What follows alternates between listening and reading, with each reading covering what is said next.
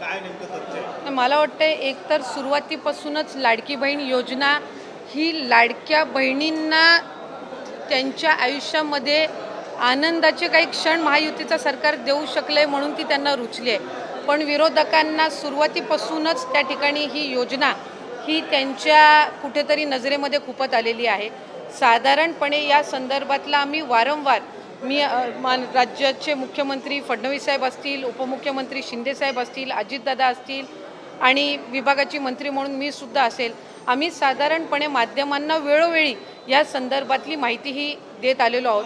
पण बऱ्याचशा वेळेला असं होतं की काही एखादी गोष्ट आली की त्या संदर्भातला एक गैरसमज या योजनेच्या बाबतचा निर्माण करण्याचा वारंवार हा प्रयत्न होत आहे।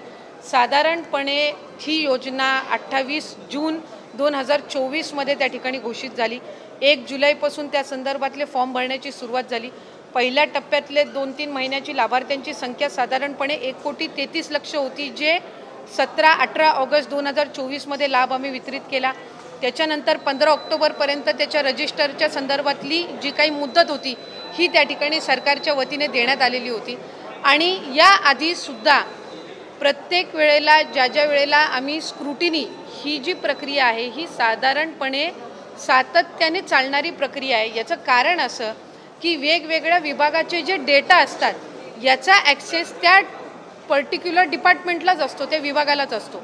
आज महिला व बालविकास विभाग जो आहे हा कृषी विभागाचा किंवा माहिती व तंत्रज्ञान विभागाचा किंवा अन्न व नागरी पुरवठा विभागाचा डेटा हा ॲक्सेस करू शकत नसतं। आम्हाला त्यांच्याकडून तो डेटा प्राप्त होणं ह्या जो कालावधी आहे हा निश्चितपणाने त्या ठिकाणी लागत असतो। जानेवारी महिन्यामध्ये आम्हाला कृषी विभागाकडनं त्या संदर्भातला अहवाल प्राप्त झाला आणि त्यावेळेला नमो शेतकरी योजनेअंतर्गत ज्या महिला लाभ घेत होत्या त्या संदर्भातला आम्ही स्क्रुटिनी केली।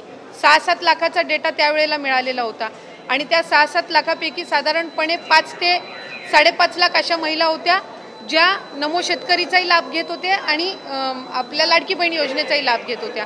म्हणून त्यांना नमो शेतकरीचा लाभ हा 1000 रुपयाचा जो आहे तो चालू राहिला आणि लाडकी बहीणचा आपण त्यांना 1500च्या ऐवजी 500 जे आपण GR मध्येच नमूद केलेला आहे की तुम्हाला टोटल 1500चा लाभ हा शासनाच्या योजनांमधनं मिळेल। त्याची जी 1000 रुपयाच्या वरची जी कॅप असेल ही लाडकी बहीणच्या निधीतनंही सन्मान निधीतनंही भरली जाईल। तो जानेवारीमध्ये उपलब्ध झाला। मधल्या कालावधीमध्ये आम्ही साधारणपणे 8 लाखाचा जो सेवार्थचा आहे त्याच्यापैकी 8 लाखापैकी 2 लाखाचा आम्हाला त्या ठिकाणी उपलब्ध झाला। त्या 2 लाखापैकी 2 ते 2.5 हजार हे त्याच्यामध्ये अपात्र आहेत असं निदर्शनास आलं। 6 लाखाचा त्याच्यातला डेटा आणखीन आम्हाला अपेक्षित आहे। आता 26 लाखाचा जो डेटा आम्हाला माहिती व तंत्रज्ञान विभागाकडून प्राप्त झालेला आहे याची स्क्रुटिनी आम्ही विभाग म्हणून करतोय। एक गोष्ट आपण समजून घेतली पाहिजे की आम्ही प्रत्येक विभागाकडे त्यांचा डेटा मागितलेला आहे आणि तो डेटा आमच्याकडे विभागाकडे प्राप्त झाल्यानंतर त्या संदर्भातली स्क्रुटिनी होत असते। म्हणजे आत्ता ज्या माध्यमांकडे चाललंय की 14,000 पुरुषांनी लाभ घेतला आहे, काय 21 लक्ष अशा महिला आहेत ज्या कुटुंबातले तिसरी महिला आहे आणि योजनेमध्ये 2 महिलांना आपण लाभ देत असतो। ह्या सगळ्या गोष्टींचं त्या ठिकाणी जिल्हाधिकारी असतील किंवा आमची जी ग्राउंड लेवलची यंत्रणा आहे ही त्या संदर्भातलं क्रॉस व्हेरिफिकेशन करणार। क्रॉस व्हेरिफिकेशन केल्यानंतर ह्या 26 लाखामधले जे अपात्र असतील आणि पात्र असतील ह्याचं व्हेरिफिकेशन होऊन त्या संदर्भातला निर्णय घेतला जाणार। असं नाही की 26 लाखाचा डेटा त्यांनी दिलाय म्हणजे 26च्या 26 लाख अपात्र आहेत। यातलं पण प्रॉपरली स्क्रुटिनाइज केलं जाणार।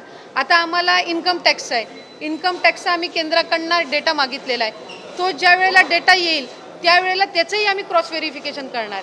ह्या 26 लाखापैकी असेही असतील की जे आम्ही पहिल्या स्क्रुटिनीमध्ये विभागाच्या स्क्रुटिनीच्या वेळेलाच कदाचित ते बाद झालेले असतील। हा त्यांनी संकलित करून जेवढा डेटा त्यांच्याकडे अवेलेबल आहे तो सगळा त्यांनी दिलेला आहे। याच्यातून आमच्या विभागाची जो निगडीत आहे तो ग्राउंड लेवलवर त्या संदर्भातली तपासणी होणार आणि त्या संदर्भातली स्क्रुटिनी झाल्याच्या नंतर आपल्याला तो आकडा येईल की ह्यांनी जो डेटा दिलेला आहे त्याच्यापैकी प्रत्यक्षात पात्र किती आहेत आणि अपात्र किती आहेत।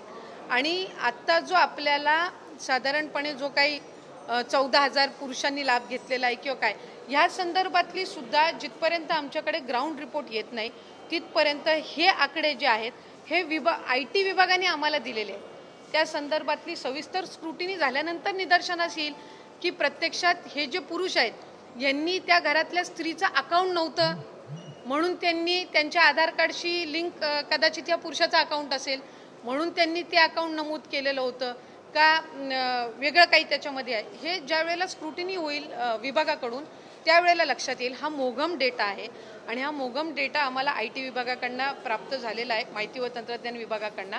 कारण त्यांनी प्रत्येक जो डेटा आहे वेगवेगळ्या डिपार्टमेंटचा त्यांच्याकडे जो अवेलेबल आहे तो त्यांनी त्या त्या विभागाला दिलेला आहे आणि त्याच्यातला हा एक भाग आहे.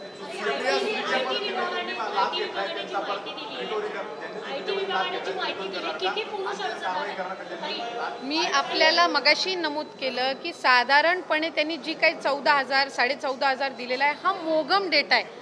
याचं क्रॉस व्हेरिफिकेशन झाल्याशिवाय त्या कन्क्लुजनला आपण येऊ शकत नाही की प्रत्यक्षात हे पुरुषांनी भरलेले आहेत का त्या घरातल्या महिलेचं आहे पण तिची अकाउंट नव्हती, तिची बँकमध्ये खातं नव्हतं म्हणून त्यांनी त्यांचं खातं त्याच्यामध्ये नमूद केलेलं आहे का. हा साधारणपणे 14,000-14,500 जो काही त्यांनी दिलेला आहे ह्या संदर्भामध्ये आम्ही क्रॉस व्हेरिफिकेशन केल्याशिवाय त्या कन्क्लुजनला किंवा त्या तपशिलामध्ये मला किती 14,000 पुरुष नक्की पुरुषांनी लाभ घेतलाय का त्या घरातल्या महिलेनी लाभ घेतलाय फक्त अकाउंट त्या पुरुषाचं दिलेलं होतं, या संदर्भातलं क्रॉस व्हेरिफिकेशन झाल्याशिवाय त्या कन्क्लुजनला आपण येणं हे निश्चितपणाने चुकीचं ठरेल. दुसरा जो आपण त्या संदर्भातलं विचारलं की समजा जे सरकारी नोकरी करत असतील किंवा कर्मचारी असतील यांनी जर त्या ठिकाणी लाभ घेतला असेल, गेल्या वेळेला सुद्धा जे सरकारी कर्मचारी आहेत ज्यांनी चुकून लाडकी बहीण योजनेचा फॉर्म भरलेला होता किंवा लाडकी बहीण योजनेचा फॉर्म भरल्यानंतर त्यांना सरकारी नोकरी लागलेली होती, अशांचं आपण सरकारी जे चलन असतं त्या माध्यमातून स्टेटची जी ट्रेजरी आहे त्यांनी एक अकाउंट आम्हाला तयार करून दिलेला आहे आणि त्याच्यामध्ये ते जमा करून घेतलेले होते. आता अशाच पद्धतीचं सेवार्थाचा ज्याचा मी उल्लेख केला की 2 लाखापैकी साधारणपणे 2-2.5 हजार असे आहेत ज्यांनी त्याचा लाभ घेतलेला आहे, तर त्यांचं सुद्धा त्या पद्धतीनं रिकव्हरी केली जाणार. पुढं आणखीन 6 लाख आहेत सेवार्थाचं, यांच्या संदर्भातलं पण स्क्रुटिनी झाल्यानंतर त्यांच्यातले जे काही येतील तर त्या संदर्भातली रिकव्हरी होईल. कुठलंही अनियमितता ह्याच्यामध्ये राहता कामा नये, कुठल्याही चुकीच्या व्यक्तीला याच्यामध्ये लाभ जाता कामा नये, या संदर्भातली ही प्रोसिजर आहे. आणि मला आवर्जून माध्यमांच्या द्वारे त्या ठिकाणी राज्याच्या 13 कोटी जनतेला सांगायचे, बहिणींना सुद्धा सांगायचं आहे की आम्ही याच्यामध्ये कुठलीही कमतरता न राहता कामा आणि प्रत्येक विभागाचा जसा जसा आमच्याकडे डेटा येईल, स्क्रुटिनी ही साधारणपणे रुटीन प्रोसिजर आहे आणि ती होत राहणार आहे. त्या संदर्भामध्ये असं नाही आहे की आता ही कंप्लीट 100% प्रोसिजर झाली. जसं मी म्हटलं की आता आम्हाला IT विभागाने डेटा दिला आहे, थोड्या दिवसांनी आमच्याकडे केंद्राचा इन्कम टॅक्सचा डेटा येईल, त्याच्यानंतर परिवहन विभागाचा काही डेटा येईल. तर जसं जसं त्यांचा डेटा येत राहील, अन्न व नागरी पुरवठाचा रेशन कार्डचा डेटा येईल, जसे प्राप्त होतील त्या संदर्भातली स्क्रुटिनी केली जाणार. आपण हे कन्क्लुजनला येऊन चालणार नाही की 26 लाखाचा डेटा दिलाय म्हणजे 26 लाखाचं चुकीच्या लाभार्थ्यांना पैसे गेलेले आहेत. ह्या 26 लाखाची सुद्धा स्क्रुटिनी करून याच्यातले बरेच असे असतील जे कदाचित आमच्या प्रायमरी स्क्रुटिनीमध्येच गेलेले असतील. हा एक चंक आहे डेटाचा त्यांनी दिलेला आणि त्याच्यामध्ये ह्या 26 लाखामध्ये असेही काही असतील जे पात्र असतील पण काही व्हेरिफिकेशनमध्ये त्यांच्या काही हे झालेलं असेल आणि जे अपात्र असतील त्यांचा लाभ हा थांबवण्यात येईल. डायरेक्ट म्हणतात की 4,800 कोटीचा हा घोटाळा झालेला आहे, याची SITची चौकशी झाली पाहिजे. फॉर्म भरताना त्यावेळेला पडताळणी केली गेली नाही का किंवा हे आता पैसे घेतले रिकव्हर करणार का आणि जर चुकीच्या पद्धतीने काही प्रशासनाच्या अधिकाऱ्यांनी चूक केली तर त्यांना शिक्षा होणार का. मी साधारणपणे या गोष्टीच्या संदर्भातला वारंवार उल्लेख केलेला आहे. राज्याचे मुख्यमंत्री देवेंद्र फडणवीस साहेबांनी केलेला आहे, शिंदे साहेबांनी केलेला आहे, अजितदादांनी केलेला आहे की ज्यांनी ह्या योजनेचा चुकीचा लाभ घेतलेला असेल त्यांच्यावर योग्य ती कारवाई करून त्या संदर्भातली रिकव्हरीची भूमिकाही शासनाची आहे.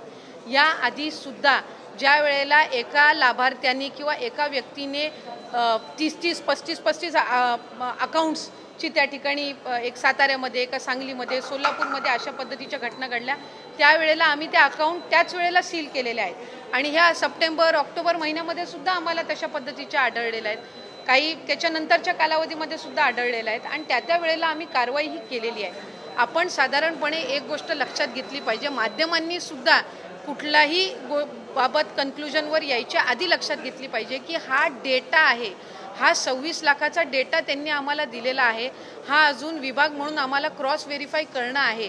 हा डेटा त्यांनी दिल्यानंतर याची ग्राउंड लेवलची स्क्रुटिनी करून नक्की त्याच्यामध्ये पात्र किती, अपात्र किती, किंवा एखाद्या विभागाकडनं ज्या वेळेला आम्हाला डेटा येत असतो त्यावेळेला कदाचित आता साधारणपणे लाडकी बहीण योजनेची नोंदणी जी आहे, रजिस्ट्रेशन, हे 2,60,00,000 म्हणजे 2.63 करोड्सपेक्षा जास्ती झालेली होती. आणि 2.63 करोड्सपैकी आपण साधारणपणे 2,47,00,000 महिलांना लाभ देतोय. म्हणजे आम्ही 15-20 लाखाचा जो डेटा आहे रजिस्ट्रेशनचा, हा ऑलरेडी स्क्रुटिनी केलेला होता. जर स्क्रुटिनी केलीच नसती तर 2,47,00,000 महिलांना लाभ गेला असता. तो 2,63,00,000 महिलांना लाभ गेला असता. 2,47,00,000 पर्यंत आला नसता. त्यामुळे हा जो 26 लाखाचा चंक आहे हा आम्ही त्या ठिकाणी व्हेरीफाय करू. बऱ्याचशा वेळेला माध्यमांनी आणि पत्रकारांनी सुद्धा आम्हाला विचारलेलं आहे, त्यांना त्यांच्या रुटीन याच्यामध्ये जिल्हा स्तरावर किंवा कुठं ते रिपोर्टिंगला जात असताना की चुकीची लोक त्या संदर्भातला लाभ घेत आहेत, चुकीची लोक लाभ घेत आहेत. तर आपण एक भूमिका ठरवली पाहिजे की आपल्याला नियमितता पाहिजे किंवा रेग्युलरायझेशन पाहिजे का इरेग्युलरायझेशन पाहिजे. आणि ते थांबवण्याच्या किंवा ते दुरुस्त करण्याच्या दृष्टिकोनातून जर विभाग किंवा शासन योग्य ती पावलं उचलत असेल तर त्या संदर्भामध्ये कोणाची हरकत नसली पाहिजे. एक